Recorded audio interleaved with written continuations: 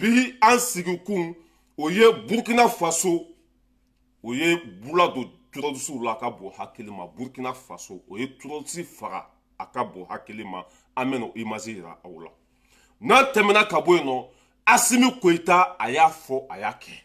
Zo min bɛ ka taa kaso la bi a ka bon hakili ma. Min ye comment ça s'appelle douaniw ka yɔrɔ ye. I y'a faamuya b'a la. Vérificateur général bɛ yen. I y'a faamuya b'a la. Tiɲɛni min kɛra yen. I y'a faamuya b'a la. A bɛ k'o bɛɛ jate minɛ. Douaniw ka yɔrɔ la. Douani min bɛ ka taa kaso la bi o ka bon hakili ma. N'an tɛmɛna ka bɔ yen nɔ, min ye balontannaw ka ministres ye olu fana bɛ ka taa kaso la bi a ka bon hakili ma. Maires ka yɔrɔ la. C'est à dire que Asimi ka radar bɛ fan bɛɛ de fɛ. Fanga kɔrɔ tɛmɛnen i y'a faamuya b'a la. Baara kalifala mɔgɔ minnu ma n'u sera k'a kɛ walima n'u ma se k'a kɛ a kɛcogo la. Asimi ka baarakɛdenw bɛ fan bɛɛ fɛ u bɛ ka fan bɛɛ larawe. An ka nafolo n'a y'a sɔrɔ baara kɛra a kɛcogo la. Alhamdulillah ni baara ma k'a kɛcogo la e bɛ t'i bo kɛ palan kɔnɔ. Asimi bɛ ka zo minɛ bi a ka bon hakili ma. Min ye Haruna Ture n'u b'a fɔ a ma ko Papu Ture. An bɛ don min na komi bi a bɛ kaso bonba la. Fɛn min y'a lata kaso bonba la an bɛna an da don o la k'u walawala. I y'a faamuya b'a la. N'an tɛmɛna ka bɔ yen nɔ kunun an ye video kɛ yan k'a fɔ référence bɛna baara daminɛ le 13. O baara daminɛ a ma bɔ tuguni. Asimi ye annulé. Asimi y'a bɔ a ma. A bɔra a ma kun min na an bɛna an da don o fana la k'u walawala. N'an tɛmɛna ka bɔ yen nɔ min ye Kidali. I y'a faamuya b'a la. O don n ye video dɔ kɛ dɔw y'a faamuya dɔw ma faamuya. Muso caman bɛ ka bɔ Kidali kɔnɔ bi o bɛ tɛgɛrɛ fɔ la ko Mali armée ko bienvenue au Kidali. I y'a faamuya b'a la k'olu bɛ Mali armée kunbɛn ni tɛgɛrɛ ni nisɔndiya ni fɛnw ye. N ko non ko mɔgɔ si kana da o la parce que ninnu de ye denkolondenw wolo. I y'a faamuya b'a la k'u bila Kidali kɔnɔ u k'an balimaw faga. O muso kelen ninnu de tun bɛ Mali drapeau da dugu ma k'u bo kɛ a kan k'anw ka drapeau ka jɛni. Bi olu dɛsɛlen n'olu ko k'u bɛ anw ka armée kunbɛn n ko an ka mɔgɔw kana k'u fɛ parce que ala jugu don kafiriw don. I y'a faamuya b'a la an mɛna o dalilu di aw ma bi parce que o don ta mɔgɔw ma faamuya mais mɔgɔ sugu minnu don n bɛna siraw kɛ u bɔ k'u yira aw la. I y'a faamuya b'a la. N'an tɛmɛna ka bɔ yen nɔ Isa Kawujim ale fana tiri sigi k'a bɛ Semasi mɔgɔw défense comment ça s'appelle Sema mɔgɔw défense ta parce que an bɛ ka fɔ an ka vidéo la ko Sema terroriste Kawujim ko non ko an ka n'o fɔ ko accord de bɛ an ni Sema mɔgɔw cɛ. Accord b'a n'u ɲɔgɔn cɛ o bɛ k'an faw faga o bɛ k'an ka jamana tilali ɲini n'olu tɛ terroriste ye jɔn de terroriste ye. La question est là ne y'a fɔ dɛ n ko Kawujim wala hali n'an sara ka kunu i y'a faamuya b'a la maa si tɛna kɛ e fɛ diɲɛ kɔnɔ parce que e kɛra filafila mana de e kɛra komi fatɔ julafini fiɲɛ b'a fara a yɛrɛ b'a fara nafa foyi t'e la diɲɛnatigɛ la. I bɛ don kɛ ka taa ɲɛfɛ i bɛ don kɛ ka taa kɔfɛ. Tɔgɔ fila tɛ Sema la bi ni terroriste tɛ. An b'a fɔ bi an b'a fɔ sini n'a bɛnna min ma o don n'a ma bɛn ma fana sanpɛrɛn k'i kun ci n'o n'a rien à foutre. N'an tɛmɛna ka bɔ yen nɔ min ye an ka sanuko ye i y'a faamuya b'a la entreprise caman de tun bɛ Mali kɔnɔ k'a daminɛ Afrique Sud ninnu na yɔrɔ caman caman i y'a faamuya b'a la olu ka entreprise tun bɛ Mali kɔnɔ n'u bɛ k'an ka sanu bɔ mais n'u y'an ka sanu bɔ i y'a faamuya b'a la a nafa a fanba olu de b'a bɛɛ ta anw tun tɛ foyi sɔrɔ. Asimi ye fu siri o dan na n'an ka sanu bɔra bi kɛmɛ o kɛmɛ sigi la an bɛ 90 ta i y'a faamuya b'a la e bɛ dɔrɔmɛ 10 ta. Asimi ye o décision fana valide tuguni an ka sanu i y'a faamuya b'a la mɔgɔ tɛ na i y'a faamuya k'a kɛ samasogo ye ka na a fanba tigɛ ka taa n'a ye o tɛ kɛ tuguni an yɛrɛ de bɛ an ka sanu tɔnɔ dun an yɛrɛ de b'an ka sanu nafa sɔrɔ jigitugu masa an b'i fo. N'an tɛmɛna ka bɔ yen nɔ min ye comment ça s'appelle Anifis n ka cɛ n'i donna Anifis kɔnɔ bi makarita ko hinɛ Anifis kɛra komi c'est-à-dire a kɛra komi tombeau quoi. Wala hali sɛ i t'a tɛmɛtɔ ye hali sɛ i t'a tɛmɛtɔ ye Anifis n ka cɛ walahi Asimi ala k'a to i y'a faamuya b'a la i k'i si kɛ fanga la Mali kɔnɔ ye Anifis min tun kɛra terroriste marayɔrɔ ye bi i bɛ don Anifis kɔnɔ hali sɛ i t'a ye grâce à Asimi lafiya bɛ yen.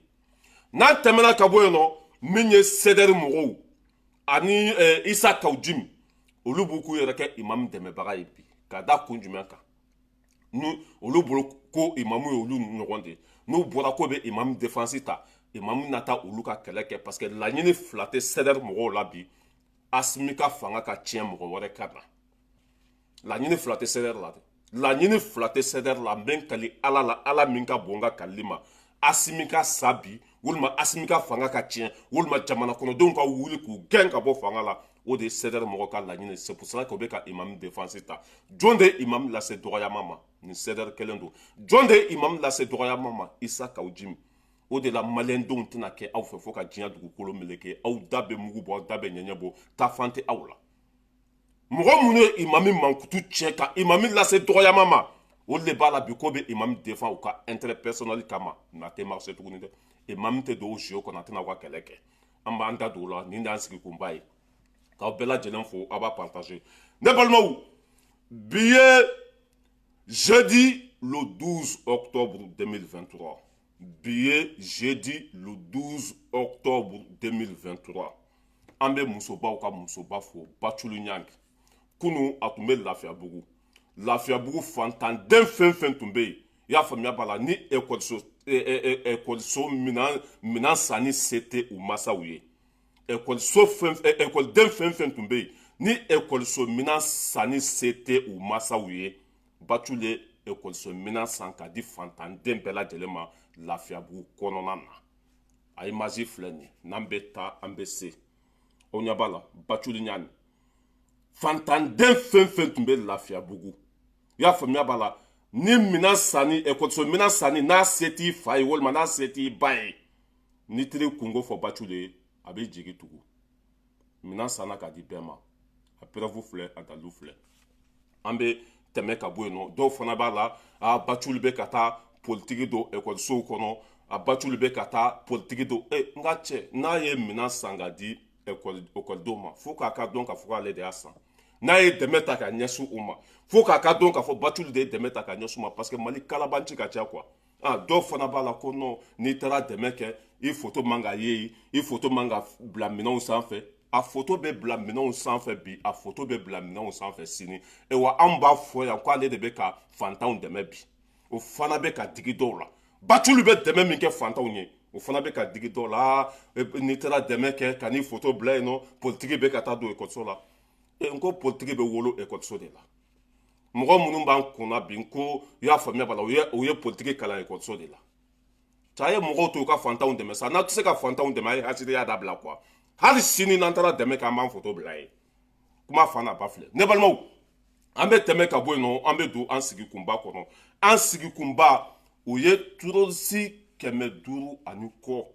olu de ye sira minɛ ko bɛ taa Burkina dugu dɔ attaquer. Comment ça s'appelle Aradari bɛ Burkina bi. Avion bɛ sanfɛ caméra cassée bɛ Burkina fantan ani naani bɛɛ lajɛlen na foyi tɛ se ka kɛ Burkina ɲinɛ ma bi. Ne y'a fɔ n ko bilaw bɛ dɔrɔgu ta dabila sinon bilaw bɛɛ siya bɛ ban quoi. Mɔgɔ tɛ se ka tugu ɲɔgɔn kɔ moto la tuguni k'u bɛ taa Burkina attaquer walima Mali attaquer o banna pewu. O tun bɛ kɛ depuis 1960 dagolo. Bi ani Poutine ka coopération a ye minɛn ɲɛnama bɛɛ di an ma. Terroriste tɛ se ka dogo anw na tuguni. A terroriste de ye ɲɔgɔn dalajɛ. I bɛ Ala kali k'a fɔ k'o filɛ nin ye ka taa kɔɲɔkɛyɔrɔ de la. Burkina ye gosili da o kan. O ye zɛmɛ kɛnɛ dayɛlɛ. I y'a faamuya b'a la o ye bo kɛnɛ seri yen nɔ. O ye fagali da terroriste kan. Depuis Ala kan ma deli k'a ɲɔgɔn fagali ka da terroriste kan. Maa si ma bɔ a la mɔgɔ 500 ni kɔ o y'a bɛɛ faga ka ban pewu. An bɛna o dalilu yira aw la. N'an bɛ taa an bɛ se nin kɛlɛ in bɛ ban de pewu. A bɛ ban de. Bilahi a bɛ ban pewu nin kɛlɛ in bɛ ban de. Fura t'a la dɛ. A bɛ ban de pewu. A y'a image lajɛ. Ces dernières heures ont été particulièrement violentes en combat. Dans la boucle du monde, ce 9 octobre, une horde de terroristes a pris pour cible un poste de nos vaillants VDP à Sadiankono, près de Djibasso. Une riposte foudroyante de nos vaillants combattants a permis de leur infliger d'énormes pertes et de les contraindre à fuir, abandonnant ce matin du 11 octobre aux environs de 5 heures du matin. Au minimum 500 criminels ont pris d'assaut la base de nos vaillants combattants à Yamba.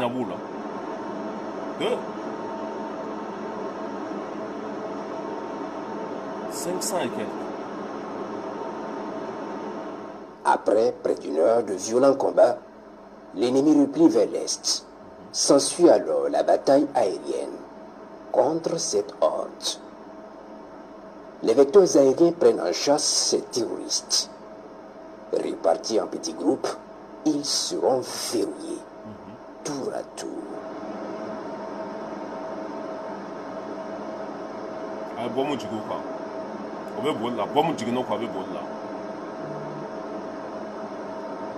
En stationnement temporaire,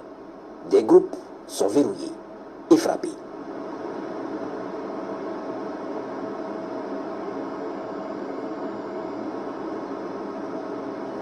Voilà, ne balmo amba alla joya ninkera Burkina le 9 octobre. Même pas 2 jours, même pas 3 jours. Ninkera Burkina. Trosi keme duru ani ko. Olu de sira mine ko beta Burkina dugu do attaqué. Drone be sanfɛ a bɛ k'o filmer.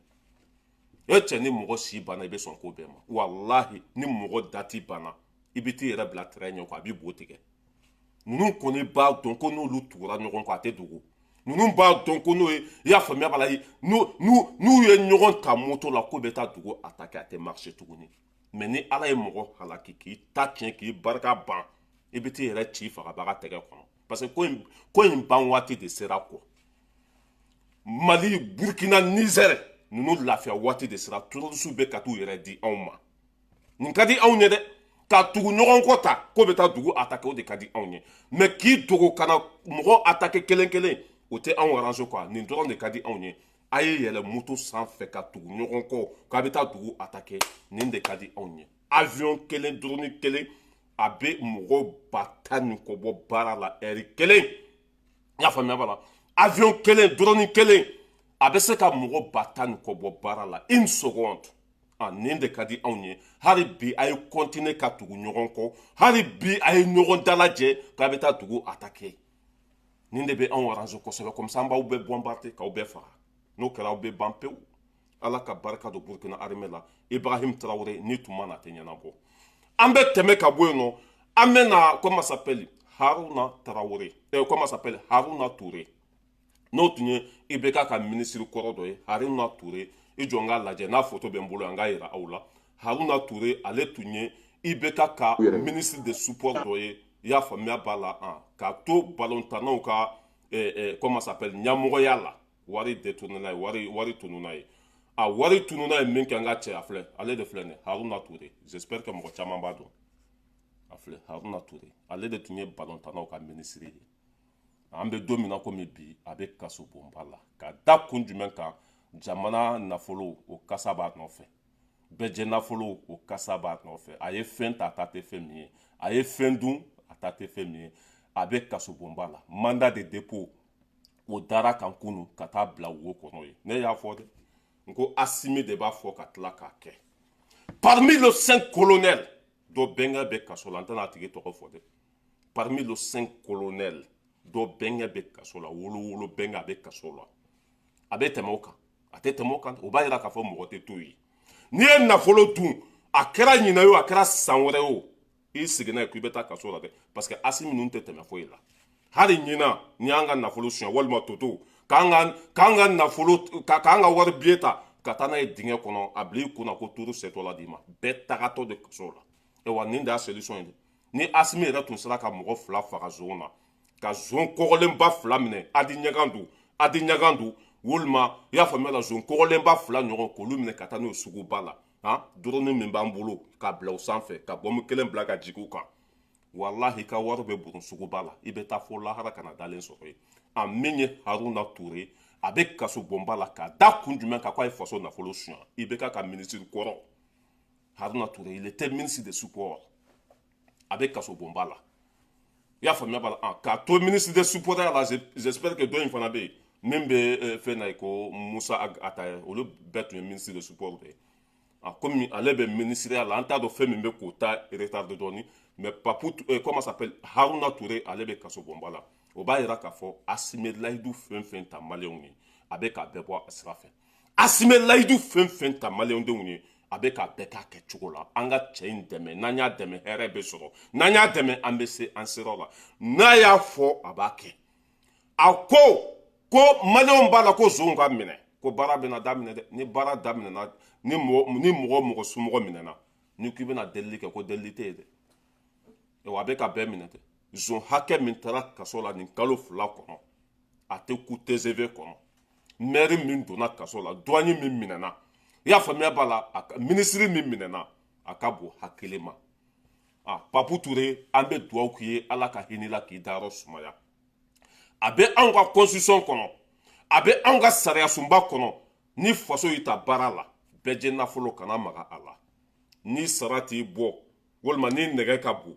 ni jiginna i ka baara la n'o sara t'i bɔ i bɛ se ka taa wotoro pousser walima i bɛ se ka taa tunga la walima i bɛ se ka taa wuluwulu dingɛ labɔ o na dɔ fara i ka sara kan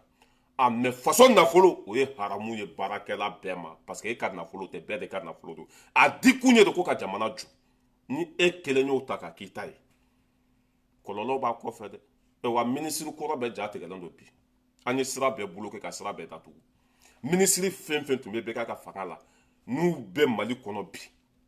n'i ye bɛlɛ bila o kɔnɔ bi a bɛ mɔ n'i ye ku fili o kɔnɔ bi a bɛ mɔ a bɛɛ ja tigɛlen don hali bi Asimi continue k'u bɛɛ minɛ k'u bɛɛ don kaso la a fɛn fɛn ye faso nafolo suɲɛ engrais feerela tɛ pititi patata i y'a fɔ engrais feerela tɛ yɛrɛ kan ka faga de parce que o ta ye centaine de milliards de engrais feerela tɛ ani Isaka Sidibe ninnu olu bɛɛ kan ka faga de olu ka suɲɛni tɛ non centaine de milliards olu bɛɛ kan ka faga de mɔgɔ fɛn fɛn faso nafolo suɲɛ i y'a faamuya la ka taa n'a ye suguba la ka bese daji a bese ka daji ka kan tigɛ komi i bɛ lafiya saga kan tigɛ cogo min na k'u kan tigɛ o cogo la n'o kɛra suɲɛni bɛ ban Mali kɔnɔ pewu ninnu ka jugu ka tɛmɛ Yaya Agali kan ka Mali mago sa ka Mali danbe bɔ a la ka Mali lasegin kɔfɛ nin zonden ninnu de y'a lase an ma parce que n'i ye miliyari kelen suɲɛ a bɛ komi i ye mɔgɔ miliyɔn faga n'i ye jamana nafolo ta i y'a faamuya la plus de 1 milliard a bɛ komi i ye mɔgɔ caman de ka baara tiɲɛ i ye maa caman kɛ fantan ye i ye maa caman jigi kari Asimi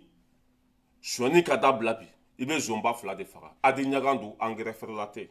Adi Ɲagandu min ye Karim Keyita poussé ka kɛ zon ye Adi Ɲagandu de sababuya la mɔgɔ caman kɛra zon ye Adi Ɲagandu ale de sababuya la mɔgɔ caman kɛra zon ye n'i ye bandi chef yɛrɛ minɛ k'a kan tigɛ bɛɛ ɲɛna dɔ bɛ bɔ suɲɛni na n'an bɛ taa an bɛ se a min ye Papu Touré a bɛ kaso bonba la an bɛ don min na komi bi an b'a fɔ ko alhamdulillah Asimi y'a fɔ a y'a kɛ Papu Touré foyi m'a lata kaso bonba la suɲɛni u b'a fɔ a ma a tɔgɔ yɛrɛ yɛrɛ de ko Haruna Touré mais u b'a fɔ a ma ko Papu Touré a bɛ kaso bonba la an bɛ tɛmɛ ka bɔ yen nɔ an bɛ na référence la kunun an tun y'a fɔ yan ko bɛnkan sɔrɔla Mali ni référence cɛ u kan ka baara daminɛ le 13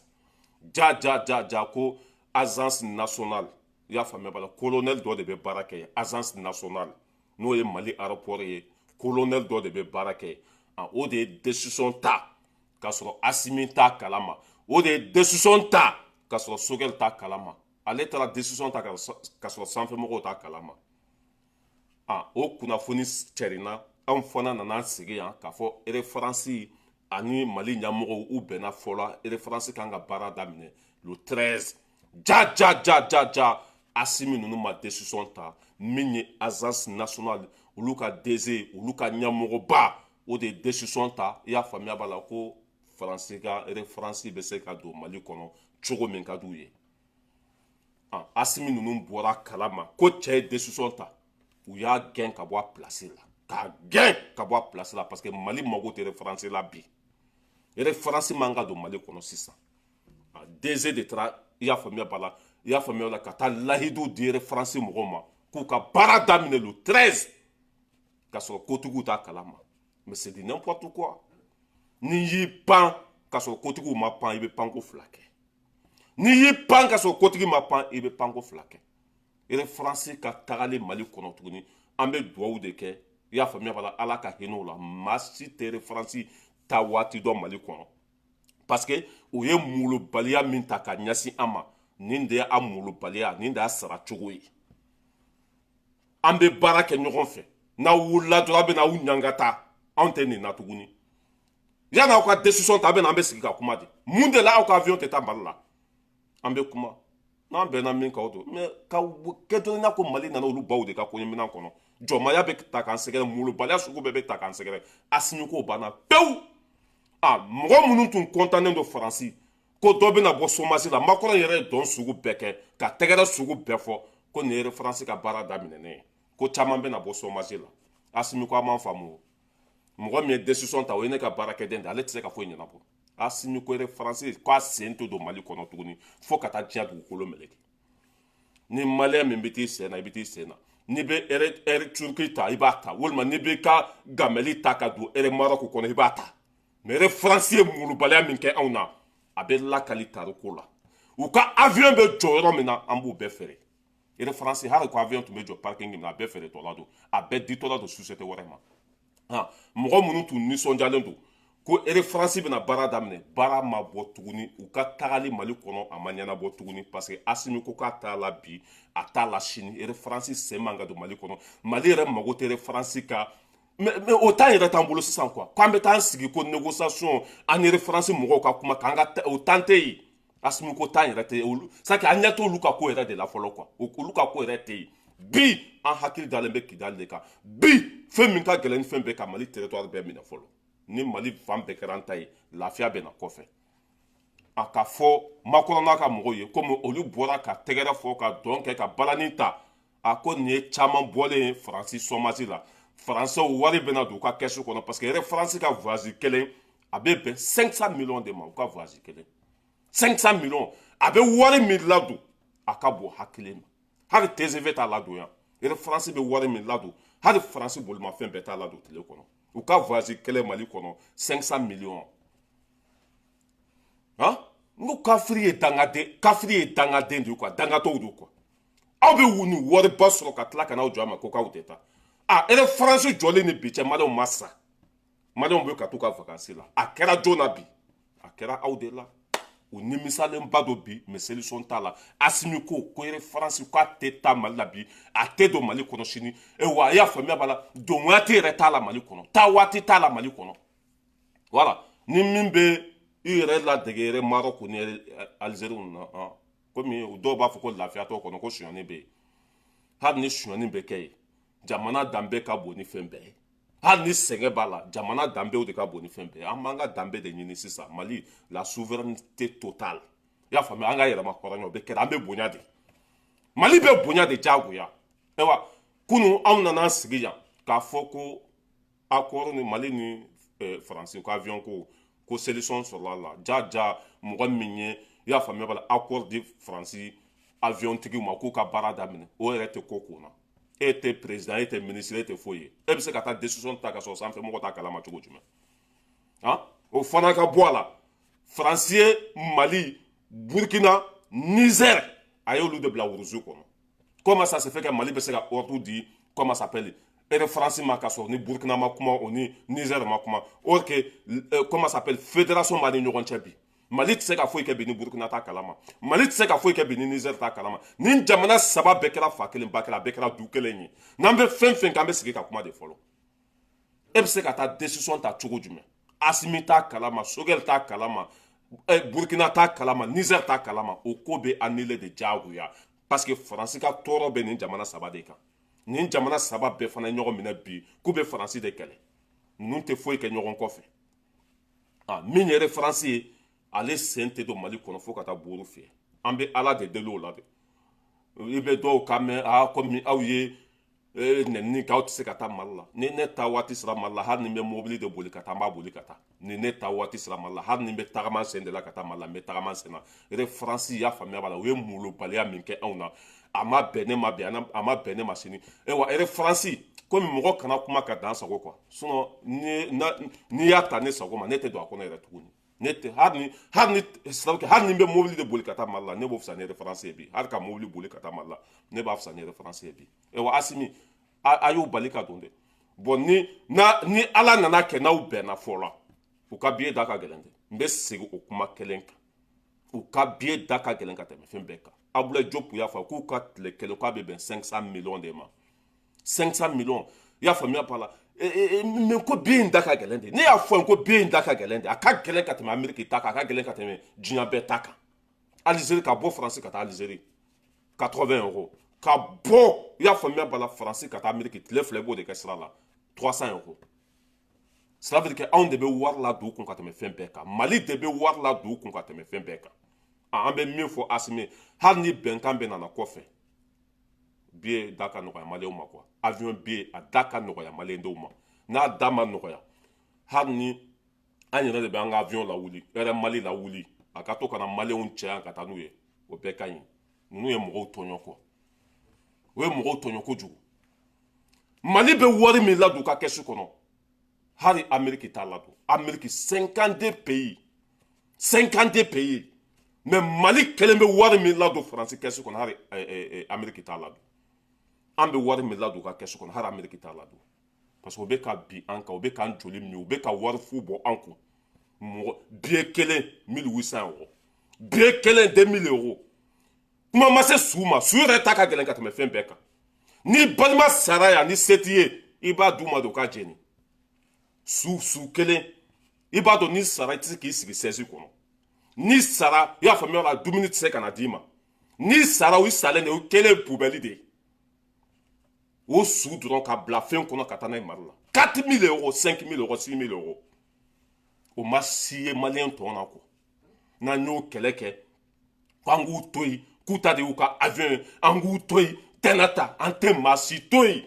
i ka balo an joli la o banna pewu maa si tɛ balo an joli la tuguni an bɛ ala de deli ala kana to asimi ka sɔn yɛrɛ faransi sen ka don mali la o ye anw tɔɲɔ bi o ye anw mago sa bi o ye tɔɔrɔ sugu bɛɛ lase anw ma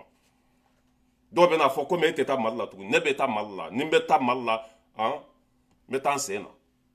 n'importe quoi ni n bɛ taa mali la n bɛ taa n sen na asimi kan'u bila dɛ mali bɛ wari min ladon ko ameriki t'a ladon i y'a faamuya bala espagne t'a ladon itali t'a ladon o bɛ wari min sɔrɔ maliyɛnw kun diɲɛ maa si t'a ladon o kun aw bɛ tila ka na aw ɲangata anw ma ko aw ka avion tɛ taa mali la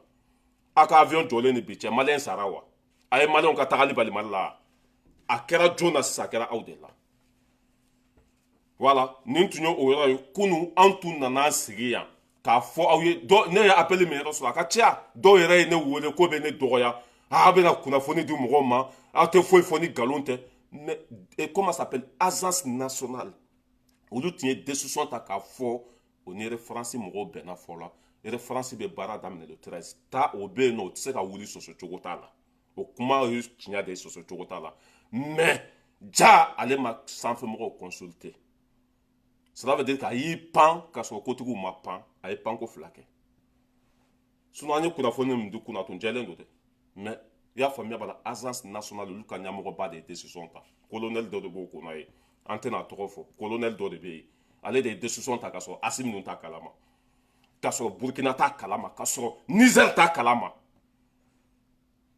u y'ale bila kɛnɛ ma ka décision ta ɲɛmɔgɔ t'a kalama ale ka baara tiɲɛna pe u y'a gɛn ka bɔ a place la sinon an tun ye min fɔ yan kunu tiɲɛ tun don dɛ faransi makɔrɔ yɛrɛ tun bɛ dɔn na faransi bɛɛ tun bɛ dɔn na ko dɔ bɛna bɔ chômage la ko nin ye faransi ka baara daminɛ ne ye mais ala ma sɔn asimi de bɛ yen ale tɛ fɔnɔ ka tila ka nɛmu an bɛ tɛmɛ ka bɔ yen nɔ an bɛ taa kidali ne balimaw n delila k'a fɔ aw ye nin sigiyɔrɔ kelen in na ko muso minnu bɛ ka dɔn kɛ bi k'u bɛ an ka sɔrɔdasiw kunbɛn ko an ka sɔrɔdasiw ma ko bienvenue kidali n ko hɔrɔnw tɛ n ko silamɛw tɛ maa ɲɛnamaw tɛ aw kan'u kunbɛn aw kana sɔn k'aw kunbɛn dɔw ye ne wele non gacha mɔgɔw don général Gamou ka mɔgɔw don on s'en fout ne ye mɔgɔ minnu yira olu bɛ bɔ kidali de olu de y'an ka drapeau jeni ninnu tɛ silamɛw ye ala mɔgɔ yɛrɛ man ka to ninnu yɛrɛ ka k'i fɛ kɔ ni ninnu kɛra i fɛ o ye mago sa ninnu siya de kan ka tunu ka bɔ ninnu de ye denkolondenw wolo ka di an ma ne y'o de fɔ yan ko u dɛsɛlen de bɛ k'an ka sɔrɔdasiw kunbɛn u dɛsɛlen de bɛ ka tɛgɛrɛ fɔ an ka sɔrɔdasiw sinon kunu ninnu de y'an ka drapeau jeni yan n bɛna o preuve di aw ma yanni n k'o preuve d'a ma an ka muso kolon ninnu lamɛn fɔlɔ o bɛ dɔn na ko mali sɔrɔdasiw ko ala ka senu ɲuman ye kidali kɔnɔ n'u donna kidali a b'olu arranger mali sɔrɔdasiw ko ka di olu ye olu bɛ sa mali sɔrɔdasiw kɔ a bɛɛ nkalonfin se b'i ye don min na i ma k'an ka sɔrɔdasiw fɛ se b'e ye don min na i m'an ka jamana bonya se bɛ aw ye don min na aw de y'an ka drapeau fara k'aw bo k'an ka drapeau kan bi anw kɛn bɛ ka se sɔrɔ k'aw bɛ kɛ anw fɛ an t'o kanu sugu la an t'o kanu sugu la dɛ wa anw t'o mɔgɔ sugu yɛrɛ fɛ parce que o ye tɔɔrɔ min da anw kan an b'a dɔn an fa minnu sara olu bɛ se ka kunu bi wa an ba minnu sara ninnu bɛ se k'olu lawuli bi wa tɔɔrɔ min ye mali sɔrɔ ninnu bɛ se ka tɔɔrɔ ta ka bɔ an kan wa o tɛ se dɛ wa hali n'an sara ka kunu ne tɛ kɛ ninnu fɛ parce que ninnu bɛɛ de ye kelen ye an k'o lajɛ dɛ don min na i y'a fɔ waati min na se t'u ye o bɛ dɔn na ko olu bɛ sa an ka sɔrɔdasiw kɔ an k'o lamɛn n maintenant n bɛ misiki in bɔ a la quoi mɔgɔ ninnu de filɛ nin ye bi o bɛ dɔn na ko olu b'an ka sɔrɔsiw fɛ or que kunu ni mɔgɔ kelen ninnu de y'anw ka drapeau jeni n bɛna o dalilu di aw ma ne tɛ kɛ ninnu fɛ fo ka diɲɛ dugukolo meleke a filɛ kunu o y'an ka drapeau jeni a filɛ a lajɛ olu de filɛ kule la u ka cɛw kunna k'u ka mali ci aw lajɛ an ɲa bɛ azawa drapeau le bolo voilà ɲɛ t'a la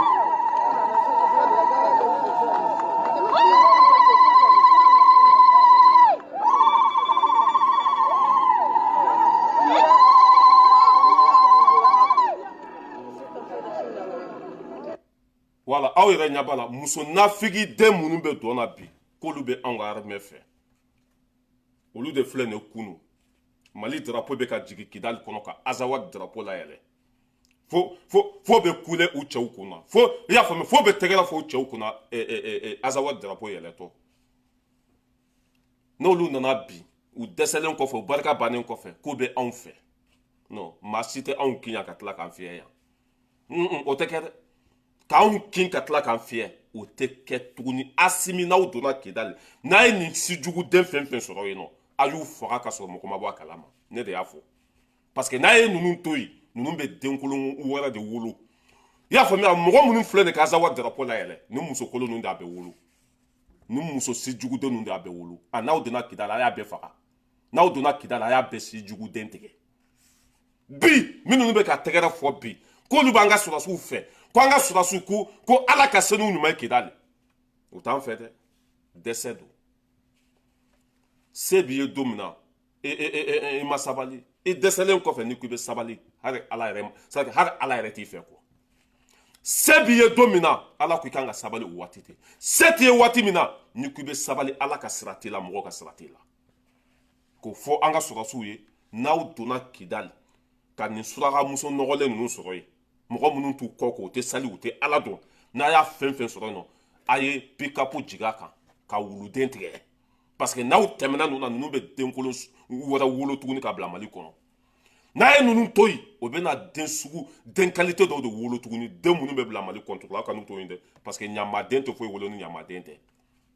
o tun ye o yɔrɔ ye parce que mɔgɔ dɔw ko non Balayira o dɔ ye dɔ fɔ maliyɛnw don an sigiɲɔgɔnw don an sigiɲɔgɔnw tɛ maliyɛnw tɛ i y'a faamuya b'a la u ma sɔrɔ mali kɔnɔ ninnu bɔra fo Libi de ka na u bɔra fo Libi de ka na u dɛsɛlen ko mali sɔrɔsiw bienvenue au Kidali mali sɔrɔsiw an b'i fɛ or que kunu olu de y'an ka drapeau jeni a ye masi filɛ dɛ kunu olu de y'an ka drapeau lajigin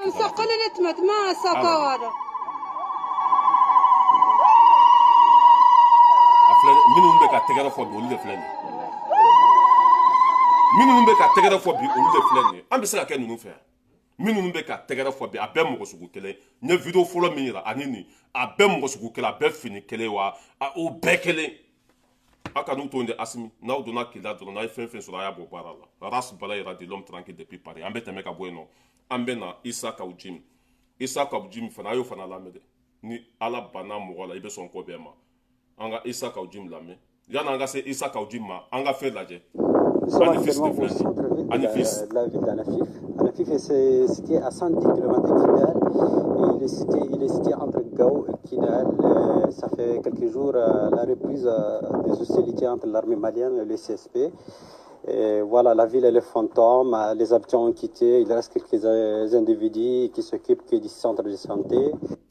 Voilà, aw yɛrɛ ɲa bɛ Anafis la yen kɛra komi Tombo a kɛra komi lahara hali ɲina hali basa i t'a ye turɔsi bɛɛ yen bila turɔsi bɛɛ fagara ka bɔ yen ya sɛma turɔsi fɛn fɛn tun b'an y'a bɛɛ faga Anafis lankolon de bɛ bi vide hali ɲina i t'a ye kuma ma se hadamaden ma Anafis i tɛ foyi ye yen bi e cɛ ni Asimi tun ma na ko cɛ u tun falen dɔ ninnu dugu na u tun bɛ impôt minɛ u tun bɛ fɛn bɛɛ kɛ a filɛ bi mɔgɔ tɛ yen. Nous sommes actuellement au centre-ville de la ville d'Anafif. Vide. Anafif est situé à 110 km de Kidal. Et il est situé entre Gao et Kidal. Ça fait quelques jours la reprise. O de la ni ne ye mɔgɔ ye ko bɛ taa dɔ fɔ Asimi ma quoi ne bɛ ɲugun la quoi an ka Isa Kawujimi lamɛn fɔlɔ yanni n ka tan kan a ye Kawujimi lamɛn a bɛna Sema Turɔsi ka kisi kulukoro taga ma mɛ o ka sabati o kɔrɔ ye mun ye administration ka segin service de base ka segin dɔgɔtɔrɔsow ka segin kiirisow ka segin mɔgɔw ka se u ka sanni feere kɛ duguw ni ɲɔgɔn cɛ lakana ka sabati pour moi jamana mɔgɔw b'o de la bi donc o baara il y a des volets min ye sɔrɔsiya baara ye an bɛ sɔrɔsiw dɛmɛ k'u dugawu kɛ ala k'u se o baara la mais a baara tɔ minnu bɛ yen o tɛ sɔrɔsi baara ye o politikiya mais politique ye forcément parce que n bɛna fɛn dɔ de fɔ yɔrɔ job an bɛɛ ni job ni ale tun bɛ min tɔgɔ tɛ se ka fɔ an bɛɛ tun bɛ IBK nɔfɛ ale y'a faamuyara o an bɛɛ tun bɛ IBK nɔfɛ a y'a faamuyara dɛ an bɛɛ tun bɛ IBK nɔfɛ ani ni job a y'a sɔrɔ a wagati ale ye porte-parole du gouvernement a tun bɛ communication de kɔnɔ o bɛ wasa kɛ an bɛɛ tun bɛ IBK nɔfɛ job de ye accord ko ye a ka virgule a y'a point job b'a bɛɛ dɔn bon a mise en œuvre pour que jamanadenw k'a faamu commission min sigira ni directeur kɔrɔw tun b'a la ministre kɔrɔw tun b'a la min n'an tɛ se ka tɔgɔ fɔ o de tun y'a don ministre ye ne yɛrɛ tun b'a commission kɔnɔ pour que an bɛ se ka jamanadenw convaincu ko accord ka ɲi o don mais n ko Mali la mɔgɔ kura de bɛ yan walayi bilayi k'an ka jamana a document bɛ n bolo yan k'an ka jamanadenw convaincu pour que u k'a sɔn accord ma. c'est à dire bɛnkan sɛbɛn min kɛra Algérie. Job taara labɛn. an b'a la bi ko a man ɲi. ale yɛrɛ de kun ko k'an ka fara ɲɔgɔn kan a ye ministre kɔrɔw wele. n tɛ fɛ ka tɔgɔ fɔ quoi ministre kɔrɔ caman fɛn fɛn tun ye ministre kɔrɔ communication na ale ɲɛ fɛn fɛn tun ye directeur ye de communication ani mɔgɔw hakili carilen minnu bɛ yen. les experts. voilà donc ka se ka jamanadenw na faamu ko accord ka ɲi. o don kama bon bi ni kuma fɔra ko mise en œuvre intelligent n m'a f'i ye n ko Alpha Blondy ko a bɛɛ bɔra cɛ kelen da bon n'o fɔra sisan an bɛna ɲininkali de kɛ qu'est-ce qui a changé entre temps qu'est-ce qui a évolué entre temps. mais peut-être i b'a sɔrɔ a ye tiɲɛ dɔ ye. bɛɛ ye tiɲɛ dɔ ye o n y'a faamu bɛɛ ye tiɲɛ dɔ ye mais bɛɛ y'i ka tiɲɛ o fana de kan ka fara ɲɔgɔn kan ka jamana jɔ o n ko problème ye min a fɔra ko tiɲɛ wɛrɛ kana fɔ ko fo fanga bɛ min bolo dɔrɔn donc e bɛ kuma in da fɛ e ka don a kɔnɔ a tɛ don dɛ n y'a f'i ye n ko n tɛ taa dɛ n'Ala sɔnna n bɛ to yan fɔlɔ parce que n bɛ ka min fɔ maliyɛnw a nafa bɛ se maliyɛnw ma donc du coup n'a fɔra bi ko jamana an bɛ fɛ an ka jamana ka lakana an k'an yɛrɛ sɔrɔ a dugukolo bɛɛ kan o ye kuma ɲuman ye kɛ mais Job taara ka taa fɔ Nations Unies na sigi laban in na ko le Mali est dans l'accord a y'a fɔ tubabukan na o de y'a to ne y'a fɔ vraiment an ka ɲɔgɔn lafiya quoi a y'a fɔ tubabukan na ko le Mali est dans l'accord dans un format intermalien accord bɛ Mali ni jɔn cɛ CEMA tɛ yan bon n'i tilara k'a fɔ ko les groupes terroristes maintenant qui est groupe terroriste qui n'est pas groupe terroriste ou bien on est dans l'accord avec quel groupe mun ne bɛ o de ɲininkali tɔ min kɛ n'an ko an bɛ accord kɔnɔ anw ni jɔn de bɛna accord waleya à partir du moment que n'an bɔra ko groupe terroriste don o de y'a to ne ko vraiment an ka jamana de chercher de sauver le pays quoi an ka président de transition dɛmɛ ka jamana kisi parce que lui il est militaire. mais ni point ka a bɛ se ka ne y'a fɔ Asimi ninnu a mɛnna dɛ n ko ka nin kunkolo don bɔrɔ kɔnɔ ka taa bila yen walasa an bɛ se ka lafiya kunun k'ale bɛ Asimi dɛmɛ ne m'a fɔ ko danbe t'a la bi o de bɛ ka SEMA terroriste défense ta SEMA terroriste ko Job taara accord signé ani SEMA terroriste cɛ ko accord de bɛ an ni ɲɔgɔn cɛ ko anw vidéoman bɛ tila ka bɔ tuguni ko SEMA terroriste n'i ye marifa ta ka maliyɛnw faga tɔgɔ jumɛn b'i la bɛɛ b'a dɔn bi i y'a faamuya b'a la ko accord min tun bɛ Mali ni SEMA cɛ k'olu de ye accord sɔsɔ marifa b'olu de bolo k'an balimaw faga olu de bɛ k'an bali ka don Kidali k'aw dimi e bɛ nin bɛɛ kalama marifatigi i y'a faamuya i tɛ sɔrɔdasi foyi i bɛ k'an balimaw faga n'a fɔra o ma ko terroriste o digikun e la e bɛ k'olu défense ta mun na Isa k'aw dimi ne y'o de fɔ denmisɛnnin harakara a bɛ hurunkunbɛ de ɲini dɛ wa Asimi bɛɛ tulo bɛ nin na dɛ a bɛ ka Mali lagosi SEMA ye bi a bɛ ka Mali lagosi SEMA ye SEMA min y'an balimaw faga SEMA min ye Kidali minɛ an na san 10 kɔ SEMA min ye Mali danbe bɔ a la ka ji min kɔnɔ ko an kana fɔ o ma ko terroriste ko accord b'a ni ɲɔgɔn cɛ ni accord b'a ni ɲɔgɔn cɛ jɔn de bɛ ka accord sɔsɔ a fɔra ko accord kɔnɔ a fɔra ko SEMA mɔgɔw ka marifa bila parce que sɔrɔdasiw tɛ o tɛ président ye Mali ye jamana kelen de u sɔnna ka marifa bila n'olu tɛ terroriste jɔn de terroriste mais an y'a fɔ yan dɛ k'aw ka nin minɛ n'aw ma nin minɛ nin bɛ kungo lase aw ma ye anya fɔ aw ye k'a ka nin barika bannen den minɛ ka don kaso la mun nafa bɛ nin na journaliste fana bɛ tila ka taa ɲininka don o don ka sutɔn kama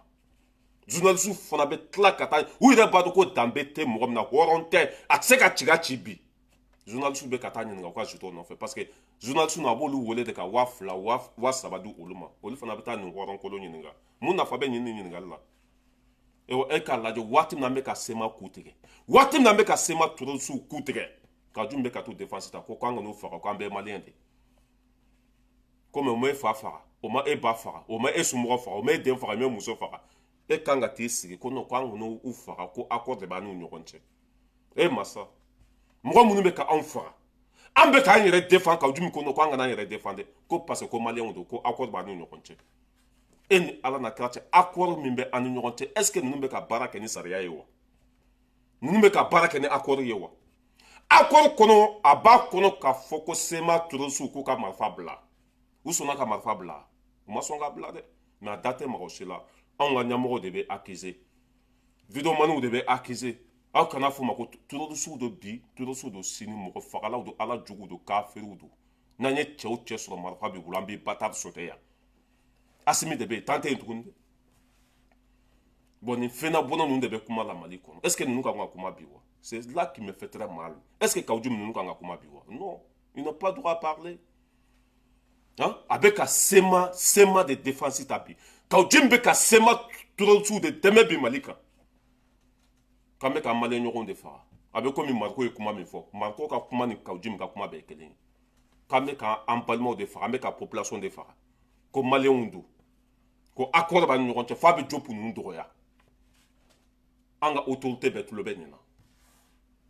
mais cɛ tɛ ka taa kaso la mais c'est décevant kuma min bɛ ka bɔ a da kɔnɔ bi est ce que a fɔ waati ye sisan ye wa waati min na an bɛ ka taa Kidali minɛ dɔ sigilen bɛ Bamakɔ kɔnɔ ko an kana Kidali minɛ ko an kana sema terroriste faga a ka bon hakili ma an bɛ tɛmɛ ka bɔ yen dɔn an bɛ na comment ça s'appelle an bɛ na Kawujim kelen in na a y'a lamɛn Kawujim kelen in a bɛ a la k'a bɛ di ko dɛmɛ bi a y'a lamɛn an b'a ye mɔgɔ dɔw bɛ ka kuma dɔw fɔ kuma min don sariyaso kumaw don a bɛ bɔlɔlɔ kan faamaw tulo b'a la cybercriminalité tulo b'a la a ɲɛsinnen don maaw ma maa minnu ni u nɛni man kan u dɔgɔyama man kan u lajabali man kan ka da u ye jɔyɔrɔ minnu kɛ n'u bɛ jɔyɔrɔ min na peut-être a ka ɲininkali bɛna s'a ma e ko maa faama fana bɛ bɔ n bɛ nalen o mɔgɔ dɔw bɛ yen olu bɛ ka transition lafasa a lafasatɔ u bɛ kuma bɛɛ daga u yɛrɛ ye sariya sɔsɔ sira fɛ mɔgɔw yɛrɛ bɛ taa fo ka taa kuma fɔ kuma minnu tiɲɛ la ne t'a fɛ ka n da don o la parce que je me dis vraiment kuma ninnu fɔli o ye ka c'est à dire a bɛ ɲi don la n bɛ a lajɔ yan pour que n ka heure kana se tɛmɛ n kan a bɛ ka imam de défense ta bi jɔn fɔlɔ de imam dɔgɔya yan ka mɔgɔw su k'u bila imam na ka imam lase dɔgɔyama ma jɔn de y'a kɛ Kawujim tɛ yan waati min na an bɛ k'i kɛlɛ yan ko imam denmuso de b'i bolo i bɛ ka imam tɔgɔ tiɲɛ i bɛ ka nkalon da imam na i bɛ ka imam dɔgɔya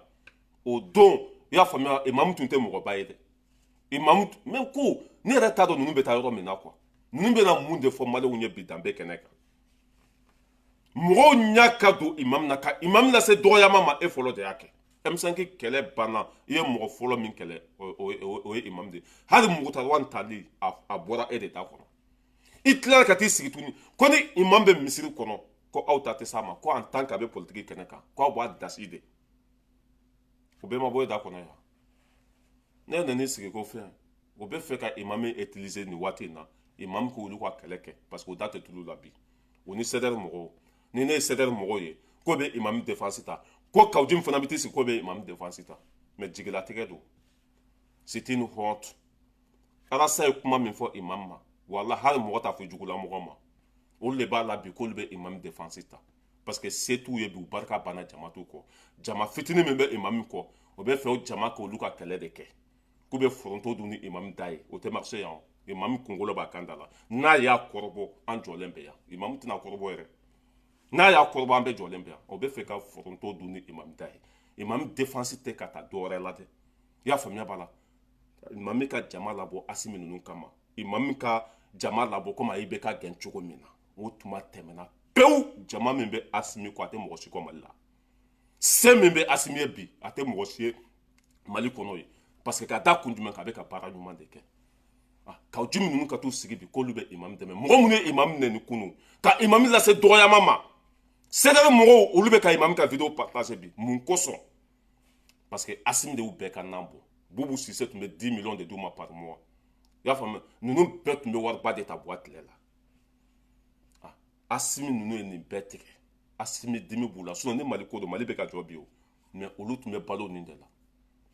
mugu sumalen wari sumalen o tigɛlɛ min filɛ bi o bɛ ka mɔgɔ de ɲini mɔgɔ min bɛ se ka Assimi bɔ yen o mɔgɔ tɛ Mali kɔnɔ bi min bɛ se ka Assimi bɔ yen fo n'a ye nkalon sira ta dɛ n'a ye nkalon sira ta bɛɛ b'a bila mais ka to tiɲɛ sira kan bɛɛ bɛ Assimi kɔ bi mɔgɔ tɛ s'a la o karamɔgɔ tɛ bi min bɛ se Assimi na tɛ yen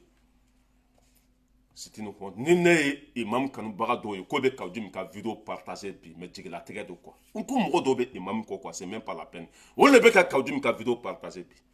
ni ne tigɛra mɔgɔ la n tigɛra a la de n tɛ da la tuguni kɔ ni ne ye mɔgɔ bila n y'i bila de o de ye anw ta ye n'an tigɛr'i la a hali n'a sara ka kunna an tɛ k'i fɛ mais min yɛrɛ bɛ k'an tɔɔrɔ ka tɛmɛ bɛɛ kan imam kanubagaw de bɛ ka Kaoudim ninnu ka vidéo partager mais c'est une honte la déception totale an bɛ tɛmɛ ka bɔ yen nɔ n y'a fɔ bɛɛ ye yan n ko Buba fana kɛra fatɔ ye n y'a fɔ bɛɛ ye yan ko Buba fana kunkolo tiɲɛna